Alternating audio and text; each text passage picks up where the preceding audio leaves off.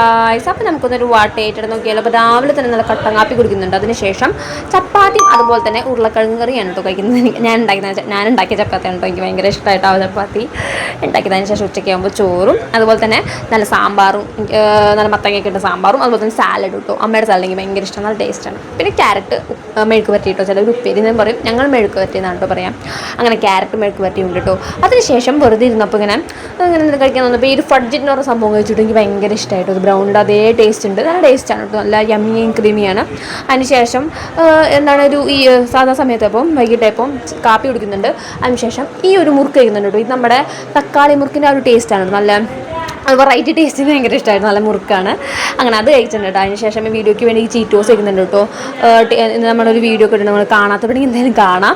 അപ്പോൾ അത് കഴിച്ചതിന് ശേഷം ഒരു 7 മണിക്കായപ്പോൾ ഇഡ്ഡലിയും സാമ്പാറും കഴിക്കുന്നുണ്ട് കേട്ടോ.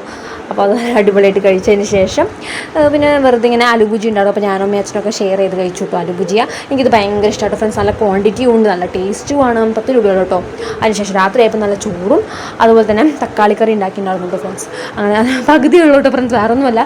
അച്ഛൻ്റെ അടുത്തുണ്ടായിരുന്നു ഫ്രണ്ട്സ്. അപ്പോൾ അച്ഛൻ ഒരെണ്ണം മതി എന്ന് പറഞ്ഞുകൊണ്ട് ഞാനും അമ്മയും കൂടെ ഹാഫ് ആക്കിയതാണ് കേട്ടോ. പിന്നെ അതിനുശേഷം ചോറും തക്കാളി കറി കഴിക്കാം. അപ്പോൾ വീട്ടിൽ സപ്പോർട്ട് സബ്സ്ക്രൈബ്. Thank you.